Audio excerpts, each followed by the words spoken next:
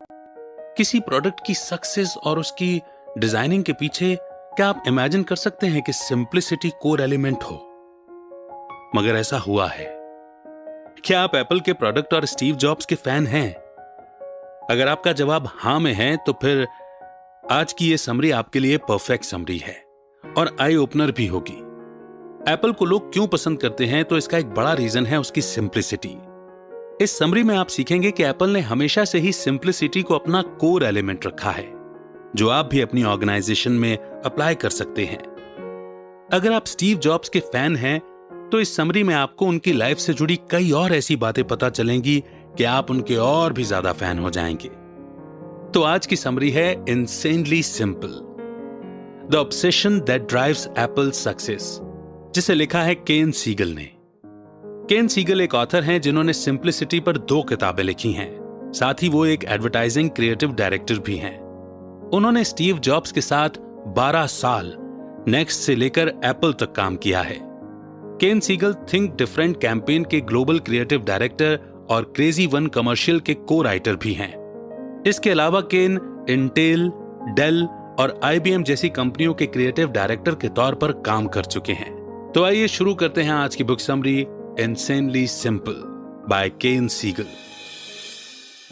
सोचिए क्या हो अगर आपको स्टीव जॉब्स के लिए एक प्रेजेंटेशन तैयार करनी पड़े। सिचुएशन अच्छी है, थोड़ा इमेजिन करके देखिए। आप अपने सारे ग्राफ्स और चार्ट सामने खोल करके बैठे हैं और स्टीव जॉब्स रूम में आते हैं। आप और ज्यादा नर्वस होने लगते हैं।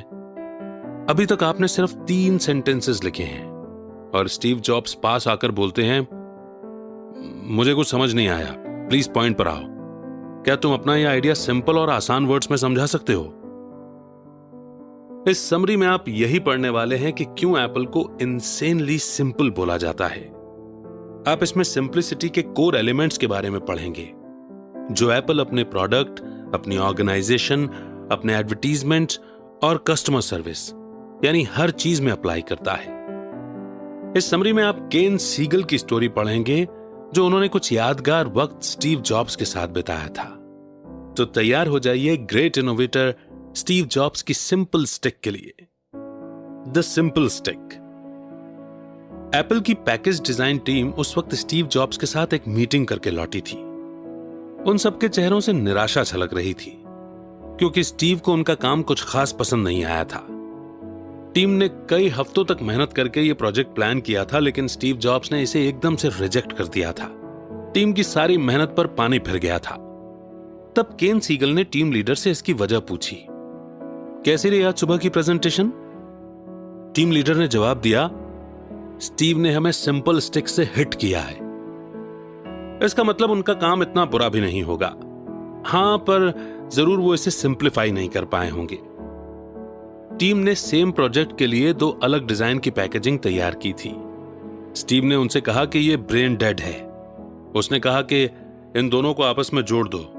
एक प्रोडक्ट है तो बॉक्स भी एक होना चाहिए, दूसरे वर्जन की कोई जरूरत नहीं है।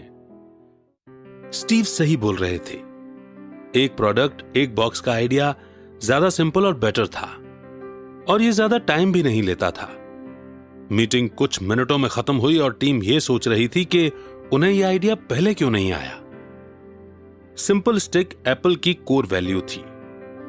ये एक केवमैन के क्लब की तरह थी, जिस पर वो अपने आइडिया को कसौटी पर परखते थे। यही वो चीज थी जो एप्पल को बाकी टेक कंपनी से डिफरेंट बनाती थी। एप्पल पावर ऑफ सिंप्लिसिटी पर आंख बंद कर यकीन रखती थी। सिंप्लिसिटी पर एप्पल का फोकस हद से ज्यादा था, उनके पैशन से बढ़कर था। यानी एक तरह से बोले तो एप्पल को सिंप्लिसिटी का जुनून था। सिंप्लिसिटी ही वो चीज है जो एप्पल को वो बनाने के लिए ड्राइव करती है जो चीज हमें एप्पल के प्रोडक्ट्स में नजर आता है। सिंप्लिसिटी ही एप्पल को बार बार एक रिवॉल्यूशन लाने के लिए इंस्पायर करती है। जैसे जैसे ये दुनिया बदल रही है और टेक्नोलॉजी में नए नए बदलाव आ रहे हैं, एप्पल भी वक्त के साथ खुद को बदलता है। पर एक चीज इसकी कभी नहीं बदलती, और वो है वैल्यू ऑफ सिंप्लिसिटी। आप ये सिंप्लिसिटी एप्पल के प्रोडक्ट्स, इसके एड और इसके स्टोर में और इसके कस्टमर रिलेशनशिप में भी देख सकते हैं।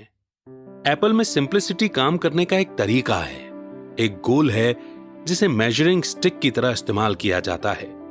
अगर एप्पल की सक्सेसफुल टेक्निक ऑफ सिंप्लिसिटी उसे इतना खास बनाती है तो क्यों नहीं दूसरी टेक कंपनीज इसे कॉपी करती हैं? तो जवाब है, सिंप्लिसिटी को अपनाना इतना आसान नहीं है।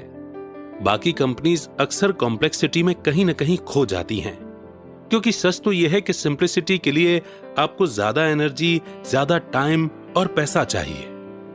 इतने साल एप्पल में काम करने के दौरान केन सीगल ने सिंप्लिसिटी के कुछ कोर एलिमेंट्स ऑब्जर्व किए जो आप भी अपनी कंपनी में अप्लाई कर सकते हैं। सिंप्लिसिटी एक स्किल है और इसकी प्रैक्टिस करनी पड़ती है। आप इसे सीख सकते हैं और इसमें एक्सपर्ट भी बन सकते हैं। चलिए तो सिंप्लिसिटी के इन कोर एलिमेंट्स को एक एक करके डिस्कस कर लेते हैं।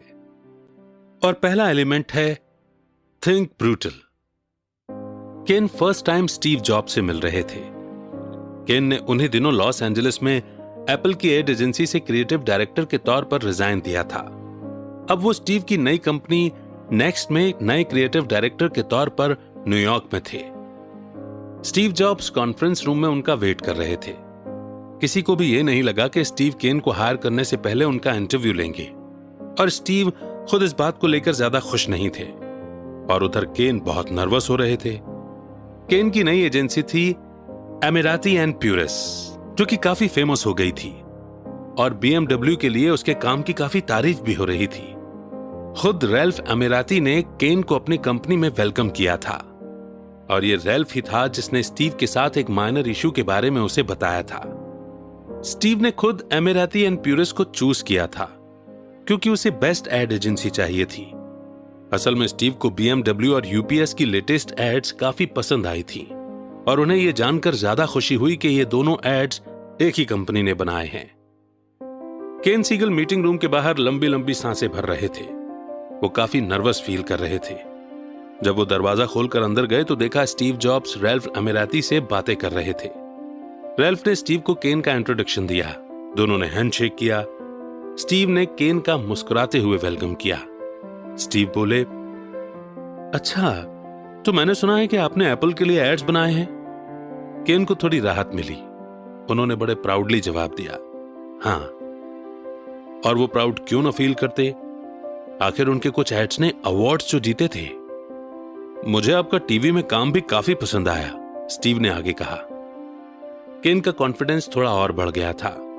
स्टीव केन की आंखों में सीधा देखते हुए बात कर रहे थे और उनकी मुस्कुराहट में गर्मजोशी थी।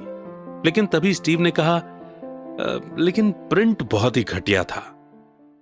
केन ने उस पोजीशन में जहां इंसान को समझ नहीं आता कि इस बात का क्या जवाब दिया जाए, उन्हें अच्छा लगना चाहिए था या बुरा, लेकिन फिर उन्होंने हिम्मत जुटाकर स्टीव से सिर्फ इतना कहा, थैंक्स।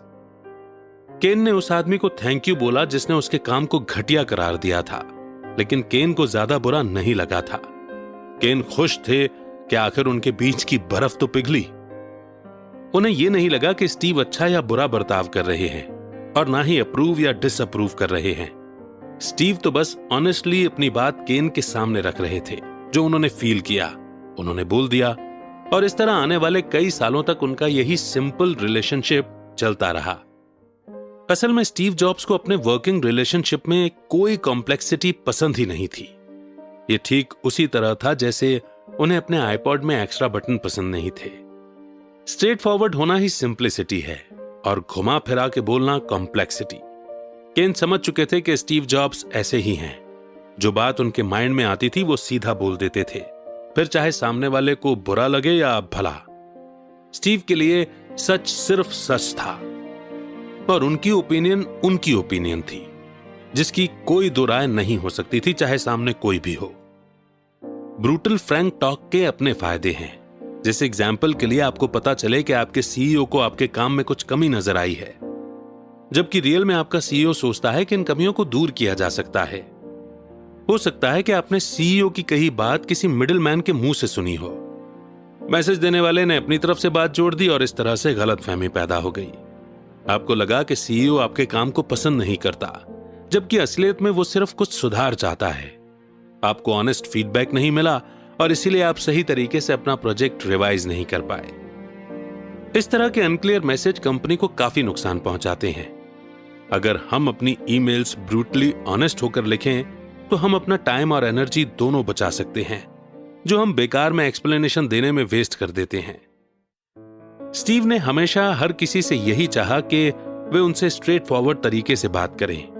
यह सिंप्लिसिटी का एक एलिमेंट है जो आप भी अप्लाई कर सकते हैं।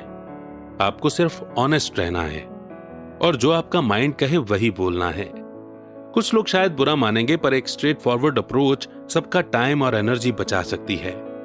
ब्रूटली ऑनेस्ट अप्रोच अडॉप्ट करके टीम को अपनी प्रोग्रेस पर फोकस करने में हेल्प मिलेगी और यह हर किसी को अपना बेस्ट देने के लिए पुश भी करेगी। नेक्स्ट एलिमेंट है थिंक स्मॉल। एप्पल लोगों को ग्रेट प्रोडक्ट्स क्रिएट और प्रोड्यूस करने के लिए एनकरेज करता है, लेकिन साथ ही बात जब मीटिंग की हो तो यह स्मॉल पर जोर देता है। एप्पल का मानना है कि मीटिंग में सिर्फ वही लोग शामिल होने चाहिए जिनकी जरूरत उस मीटिंग में है, ताकि ग्रुप को एफिशिएंट होकर काम करने में मदद मिल सके। एड एजेंसी चार्ट डे ने एक बार ये एग्रीमेंट रखा था कि वो स्टीव जॉब्स के साथ हर मंडे एक मीटिंग रखेंगे। केन सीगल भी चार्ट डे का पार्ट थे, तो उन्हें भी इस मीटिंग में शामिल होना पड़ता था। इस मीटिंग का कोई फॉर्मल एजेंडा नहीं था। चार्ट को एजेंसी की तरफ से अपनी प्रोग्रेस शेयर करनी होती थी और स्टीव को एप्पल की तरफ से प्रोग्रेस शेयर करनी होती थी। मंडे की इस मीटिंग के लिए बस गिने चुने लोग ही बुलाए जाते थे। चार्ट की तरफ से अकाउंट डायरेक्टर, मीडिया डायरेक्टर और क्रिएटिव लोग होते थे। एप्पल की तरफ से स्टीव जॉब्स, जॉनी आइव जो कि डिजाइन डिपार्टमेंट के थे, फिल स्किलर जो कि प्रोडक्ट मार्केटिंग से थे, एलन ओलिवियो जो कि मार्केटिंग कम्युनिकेशन से थे और हिरोकी असाई क्रिएटिव टीम की तरफ से थे। ये मीटिंग अटेंड करते थे। बस इतने ही लोग मीटिंग में शामिल होते थे। लेकिन एक सोमवार एप्पल की ओर से एक औरत भी इस मीटिंग में शामिल हुई। केन सीगल उसे नहीं जानते थे और उन्हें यह भी नहीं पता था कि उसका नाम क्या है। तो चलिए इस स्टोरी के लिए हम उसका नाम लॉरी रख लेते हैं। लॉरी बाकियों की तरह अपनी सीट पर बैठी थी और स्टीव जॉब्स भी मीटिंग के लिए सही टाइम पर पहुंच गए थे। स्टीव थोड़े सोशिएबल मूड में थे तो वो सबसे बातें करने लगे और थोड़ी देर बाद मीटिंग भी शुरू हो गई। उन्होंने कहा कि इससे पहले हम मीटिंग स्टार्ट करें, मैं आपके सामने कुछ चीजें अपडेट करना चाहता हूं। स्टीव ने ये कहते हुए सबकी तरफ देखा और अपनी बात जारी रखी। सबसे पहले तो हम iMac की बात करेंगे। तभी अचानक स्टीव बोलते बोलते रुक गए। उन्होंने लॉरी की तरफ देखते हुए पूछा, एक्सक्यूज मी, आप कौन हैं? लॉरी एकदम से हचकचा गई, पर उसने बड़ी ही शांति से जवाब दिया कि उसे इस मीटिंग में इनवाइट किया गया है और वो मार्केटिंग प्रोजेक्ट में इन्वॉल्व है जिस पर यहां अभी बातचीत होने वाली है। स्टीव ने लॉरी की बात सुनी। खैर, उन्होंने अपनी बात पूरी की और फिर अचानक लॉरी को सिंपल स्टिक से हिट करते हुए बोला, मुझे नहीं लगता कि इस मीटिंग में हमें आपकी जरूरत है, थैंक यू। उसके बाद जैसे लॉरी उनके लिए कमरे में थी ही नहीं। स्टीव जॉब्स अपनी बात पूरी करते रहे। लॉरी चुपचाप उठी और रूम से बाहर निकल गई। तो यह था स्टीव जॉब्स की सिंप्लिसिटी का एक रूल। शुरुआत एक छोटे से ग्रुप से करो जिसमें सभी स्मार्ट लोग हों और ग्रुप को हमेशा छोटा ही रखो। जब भी आप मीटिंग में ज्यादा लोगों को इन्वॉल्व करते हैं, उतना ही आप मीटिंग को और ज्यादा कॉम्प्लेक्स बना देते हैं। मीटिंग में जो भी लोग शामिल हैं, उनके वहां होने का कोई ना कोई रीजन हो। किसी को मर्सी इनविटेशन देने की जरूरत नहीं है, जैसा लॉरी के साथ हुआ।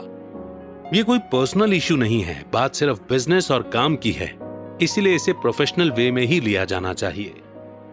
क्या आपने नोटिस किया है कि आपकी कंपनी में कितनी ही ऐसी मीटिंग्स रखी जाती हैं जहां जरूरत से ज्यादा लोग जमा होते हैं, और इन मीटिंग्स में से कितनी ही मीटिंग्स अपने ओरिजिनल पर्पस से भटक जाती हैं। इसीलिए याद रहे, ग्रुप को हमेशा छोटा रखें।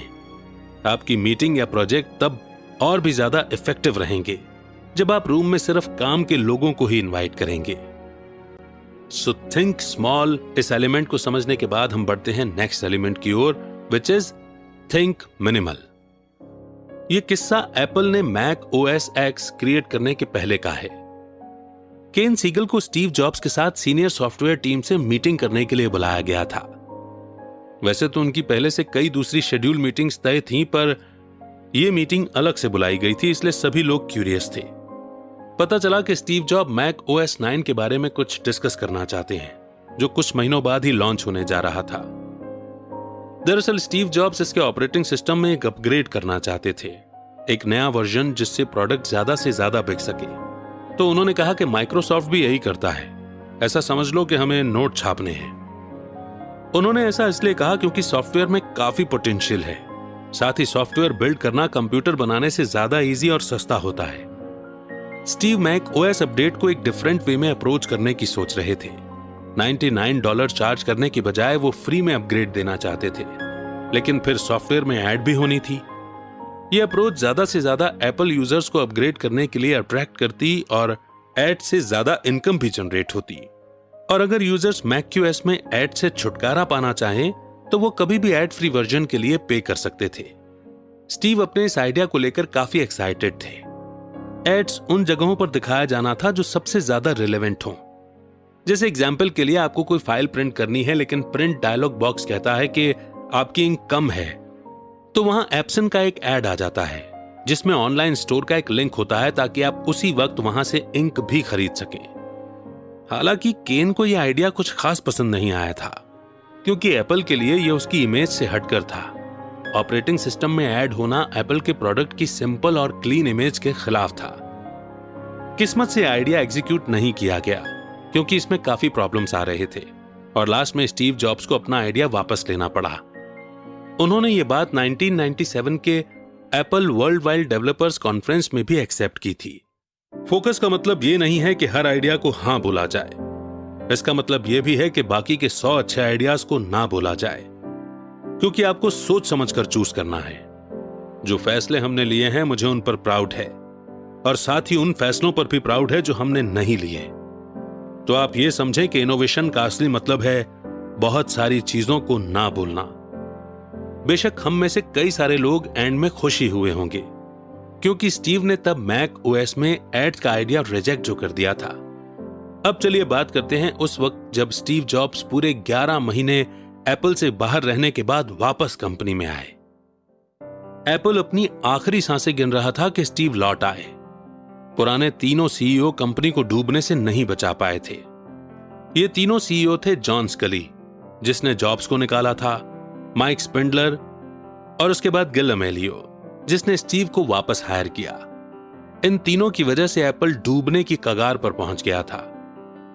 स्टीव के पास रीइंस्टॉलमेंट को सेलिब्रेट करने का टाइम नहीं था। एक वही अकेला था जो अपने करिश्मा और विजन के बलबूते एक बार फिर कंपनी को वापस ऊंचाइयों पर पहुंचाने का दम रखता था। यह कहना गलत नहीं होगा कि एप्पल की जान स्टीव में थी। जो सबसे पहला काम स्टीव ने किया वो ये कि उन्होंने कंपनी से उन लोगों को निकाल बाहर किया जो एकदम लेजी, मीडियोकर और अनप्रोडक्टिव थे। सिर्फ वही लोग बचे रहे जो ब्रेव और ब्रिलियंट थे, क्योंकि ऐसे एम्प्लॉयज की ही एप्पल को जरूरत थी। अगला काम स्टीव ने यह किया कि उन्होंने उन प्रोडक्ट्स को कम से कम कर दिया जिन्हें प्रोड्यूस और मार्केट किया जाना था। उस वक्त एप्पल ने अपने कई मॉडल मार्केट में उतारे थे, जैसे कि Performa, Quadra, Power Macintosh, PowerBook और मैकिन्टॉश एलसी। इसके अलावा भी कई और प्रोडक्ट्स।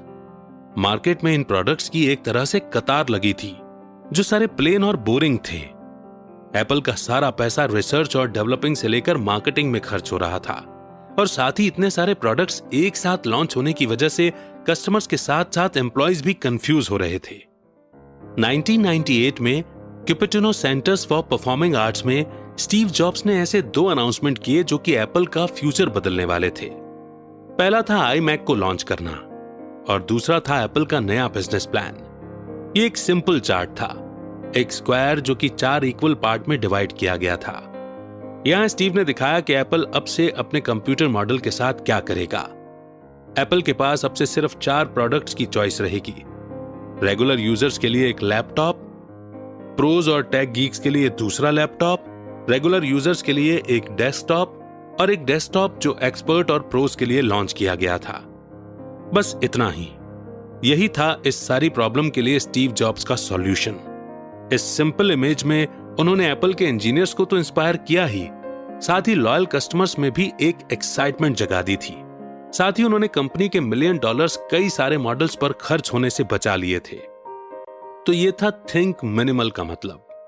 आइए अब अगले एलिमेंट पर बढ़ते हैं, जो कि है थिंक कैजुअल। एप्पल से निकलने के 5 मिनट बाद ही केन एक रेंटल कार में बैठकर एयरपोर्ट की तरफ जा रहे थे, जहां से उन्हें अपने घर लॉस एंजलिस के लिए एक फ्लाइट लेनी थी।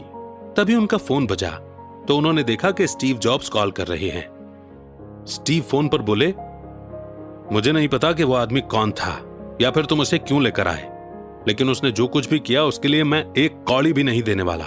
और हां, मुझे दोबारा वो एप्पल में नजर नहीं आना चाहिए। स्टीव क्रिएटिव एजेंसी के प्लानर की बात कर रहे थे जिसका नाम हैंक था।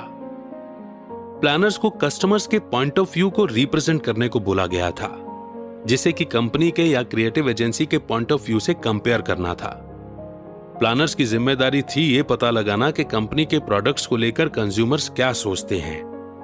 कंपनी का मकसद कस्टमर्स की पसंद नापसंद जानना था ताकि कस्टमर्स उनके प्रोडक्ट्स खरीदें। प्लानर्स को वो सारी इंफॉर्मेशन जो उन्होंने कलेक्ट की थी एक प्लान बनाकर क्रिएटिव एजेंसी के सामने प्रेजेंट करनी थी ताकि वो उस पर काम कर सकें। दरअसल उन्हें प्लानर के रिजल्ट के हिसाब से मार्केटिंग स्ट्रेटेजी बनानी थी। हैंक उन दिनों एप्पल की क्रिएटिव एजेंसी चाइल्ड डे में नया अपॉइंट हुआ था। वैसे हैंक काफी स्मार्ट था। इससे पहले वो एक बड़ी क्रिएटिव एजेंसी के लिए और एक बड़े आइकॉनिक ब्रांड के लिए भी काम कर चुका था। तो हैंक का काम था एप्पल ब्रांड की इमेज डिफरेंट डेमोग्राफिक ग्रुप्स और एथनिसिटीज तक पहुंचाना, और ये उसके लिए एक बड़ी अपॉर्चुनिटी बन सकती थी क्योंकि एक तरह से वो खुद पर्सनली स्टीव जॉब्स को रिप्रेजेंट कर रहा था। हैंक को अपना काम पूरा करने में 2 हफ्ते का वक्त लगा। उसने सारी जरूरी रिसर्चेस कर ली थी। वो स्टीव जॉब्स को एकदम इंप्रेस कर देना चाहता था। मीटिंग के 1 हफ्ते पहले हैंक ने केन सीगल से पूछा कि क्या वो उसकी प्रेजेंटेशन देखकर उसे कुछ सलाह देना चाहेगा, क्योंकि केन काफी अच्छे से जानता था कि स्टीव जॉब्स को इंफॉर्मेशन प्रेजेंट करने का बेस्ट तरीका क्या है। लेकिन हुआ यह कि केन अपने बिजी शेड्यूल के चलते हैंक की प्रेजेंटेशन के लिए जरा भी वक्त नहीं निकाल पाया। इस तरह कई दिन गुजर गए पर केन हैंक के काम को नहीं देख पाया। फिर प्रेजेंटेशन वाले दिन ही उसे हैंक का काम देखने का मौका मिला। केन सीगल, हैंक और चाइल्ड डे के बाकी लोग उस दिन मीटिंग रूम में कुछ जल्दी ही पहुंच गए थे। हैंक ने अपना पोर्टफोलियो सेट करना स्टार्ट किया और हैंक का बड़ा पोर्टफोलियो देखकर केन पहले से ही परेशान हो गए। केन ने देखा कि हैंक ने एक बड़ा सा ग्राफ तैयार कर रखा था और उसने एक चार्ट भी बना रखा था जिसमें कई सारे नंबर्स और डिफरेंट टाइप के कस्टमर्स की पिक्चर्स लगी थी। केन ये सब देखते ही टेंशन में आ गए क्योंकि उन्हें अच्छे से मालूम था कि स्टीव जॉब्स को इस टाइप की प्रेजेंटेशन पसंद नहीं है। जब तक हैंक का काम पूरा हुआ, पूरी दीवार उसके विजुअल मटेरियल से भर चुकी थी। जब स्टीव जॉब्स रूम में आए तो उन्हें हैंक से इंट्रोड्यूस कराते हुए उसकी काबिलियत के बारे में बताया गया। वो दीवार जहां हैंक अपनी प्रेजेंटेशन शो कर रहा था, स्टीव की चेयर पीछे थी, इसलिए स्टीव को प्रेजेंटेशन देखने के लिए अपनी चेयर घुमानी पड़ी। शुरू में तो स्टीव ने काफी ध्यान से सब कुछ देखा और सुना, पर जैसे जैसे टाइम बीत रहा था वो अपनी कुर्सी पर धंसते जा रहे थे। साफ पता चल रहा था कि स्टीव जॉब्स बोर हो रहे हैं। वो हैंक को बीच में ही टोकते हुए उससे सवाल पूछने लगे, लेकिन ऐसा लग रहा था कि जैसे हैंक के जवाब उन्हें कन्विंस नहीं कर पा रहे। हैंक डिफरेंट डेमोग्राफिक ग्रुप्स के बारे में बता रहा था जो उसने डिफरेंट शहरों में स्टडी किए थे। उसने कहा, हम तो घेटो हार्लेम भी गए थे। वहां जो बच्चे बास्केटबॉल गेम खेल रहे थे उनसे हमने एप्पल के प्रोडक्ट्स के बारे में पूछा। तभी स्टीव ने उसे बीच में टोकते हुए कहा, तुमने उनसे क्यों पूछा? उनके पास तो खाने के भी पैसे नहीं हैं। हैंक की बातों से स्टीव जॉब्स और ज्यादा चिढ़ गए थे क्योंकि उसकी प्रेजेंटेशन से कोई भी काम की बात निकलकर नहीं आई थी। स्टीव ने उसे टोकते हुए कहा, मुझे कुछ समझ नहीं आ रहा। ओके, खैर जो भी हो, चलो कुछ एड्स देख लेते हैं। हालांकि हैंक की प्रेजेंटेशन अभी बाकी थी पर स्टीव ने उसे बीच में खत्म कर दिया। हैंक ने 20 स्लाइड्स तैयार की थी, लेकिन अगर वो कोशिश करता तो सिर्फ 3 सेंटेंस में अपनी बात रख सकता था जो सबको क्लियर समझ में आती। इस लंबी चौड़ी प्रेजेंटेशन से ज्यादा स्टीव जॉब एक व्हाइट बोर्ड, टेबल और कुछ क्लियर आइडियाज शेयर करना ज्यादा पसंद करते। उन्हें पसंद नहीं था कि एप्पल किसी टिपिकल बड़ी ऑर्गेनाइजेशन की तरह एक फॉर्मल वे में एक्ट करे। उन्हें अपनी कंपनी में एक कैजुअल माहौल चाहिए था जहां अगर उनका मन करे तो वो नंगे पांव ऑफिस आ जाएं। स्टीव जॉब्स को जब मीटिंग में कुछ प्रेजेंट करना होता था तो ना तो उनके पास कोई स्लाइड शो होते थे और ना ही कोई स्क्रिप्ट और ना ही कोई फॉर्मल स्ट्रेटजी। वो बस प्रोडक्ट के बारे में डिस्कस करते कि उस प्रोडक्ट में क्या खूबी है वगैरह वगैरह। अगर उन्हें कुछ क्लियर करना होता था तो वो सीधा व्हाइट बोर्ड पर लिख देते थे। कुल मिलाकर स्टीव जॉब्स अपने एम्प्लॉयज के साथ स्ट्रेट फॉरवर्ड और सिंपल तरीके से इंटरैक्ट करना पसंद करते थे। एक बार एक ऐसी ही मीटिंग में केन ने डिसाइड किया कि उन्हें पहले अपनी स्ट्रेटेजी पर एक रीकैप कर लेना चाहिए। उन्होंने अभी 3 सेंटेंस ही बोले थे कि स्टीव जॉब्स ने उन्हें बीच में टोक दिया। स्टीव केन से बोले, क्या तुम मुझे अब वो सारी खबरें सुनाने वाले हो जो आज सुबह तुमने वॉल स्ट्रीट जर्नल में पढ़ी हैं? प्लीज ऐसे बात मत करो जैसे तुम एड एजेंसी में काम करते हो। जो कहना चाहते हो मुझे सीधे सीधे समझाओ। तो स्टीव जॉब्स अपनी प्रेजेंटेशन कुछ इस तरह बनाया करते थे। सबसे पहले वो एजेंडा सामने रखते, फिर फैक्ट्स और फिर टॉपिक पर बात करते। उसके बाद वो हर टॉपिक को समराइज करते हुए अगले टॉपिक पर बढ़ते। फिर अपनी बात खत्म करते हुए वो प्रेजेंटेशन के सबसे इंपॉर्टेंट पॉइंट्स दोहराते और जो भी मैसेज उन्हें देना होता उसे वो कई बार रिपीट करते थे ताकि वो बात ऑडियंस के दिमाग में छप जाए। तो ये थे सिंप्लिसिटी के एलिमेंट्स जो एप्पल ने स्टीव जॉब्स के थ्रू अपनी कंपनी में अडॉप्ट किए। और इस तरह से अब हम पहुंच गए हैं अपनी समरी के कंक्लूजन की ओर, जहां पर हम इस समरी के उन पॉइंट्स को रिवाइज करेंगे जो कि हमें ध्यान में रखने हैं हमेशा ही। इस समरी में आपने एप्पल के कोर एलिमेंट्स ऑफ सिंप्लिसिटी के बारे में पढ़ा, जो कि इस तरह से हैं। पहला है थिंक ब्रूटल। यह बहुत जरूरी है कि आप स्ट्रेट फॉरवर्ड और फ्रैंक वे में अपना ओपिनियन रखें। ऑनेस्ट फीडबैक से टीम को प्रोग्रेस करने में हेल्प मिलती है। दूसरा है थिंक स्मॉल। अपनी मीटिंग्स में सिर्फ उन्हें ही इनवाइट कीजिए जिनकी जरूरत हो। अगर बॉडी काउंट स्मॉल होगी और उसमें सिर्फ स्मार्ट लोग होंगे तो टीम की प्रोडक्टिविटी में इजाफा होगा। तीसरा है थिंक मिनिमल। सिंपल आंसर ही बेस्ट आंसर है। अपने सिंपल स्क्वायर बिजनेस प्लान की वजह से ही स्टीव जॉब्स एप्पल को बैंकरप्ट होने से बचा पाए।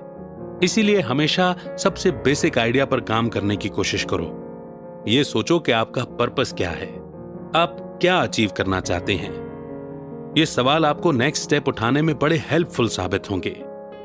चौथी बात, कैजुअल सोचो। आप कैजुअल हो तो इसका मतलब यह नहीं है कि आपकी बात में दम नहीं है।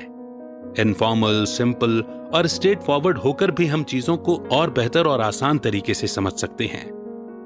कैजुअल वे में आइडिया को फ्लो करने दो और आपकी बातचीत एकदम क्लियर और ऑनेस्ट होनी चाहिए। तो आप भी अपनी टीम, बिजनेस या ऑर्गेनाइजेशन में core element of simplicity apply कर सकते हैं। तो चलिए एप्पल और स्टीव जॉब्स के इन प्रिंसिपल को फॉलो कीजिए और सक्सेस की राह में आगे बढ़ते रहिए। और आज से ही इंसेनली सिंपल बनना स्टार्ट कर दीजिए। और अब बताइए कि आपको इस समरी की कौन सी बात, कौन सा पॉइंट सबसे ज्यादा अच्छा लगा, या फिर पूरी की पूरी समरी ही आपको बहुत अच्छी लगी। वैसे आपको मालूम है, फैशन की, ट्रेंड्स की कंपटीशन हो सकती है मगर सिंप्लिसिटी की कोई कंपटीशन नहीं होती। शायद इसलिए ही स्टीव जॉब ने अपना कोर प्रिंसिपल सिंप्लिसिटी रखा था। तो कमेंट सेक्शन में आपके बेस्ट टेक अवे, आपके लर्निंग पॉइंटर्स पढ़ने के लिए मैं बिल्कुल इंतजार करूंगा। नेक्स्ट बुक समरी आप कौन सी सुनना चाहते हैं, आप हमें यह भी सजेस्ट कर सकते हैं। बहुत जल्द एक नई बुक समरी के साथ फिर होगी आपसे मुलाकात। तब तक रखिए अपना बेहतर ख्याल।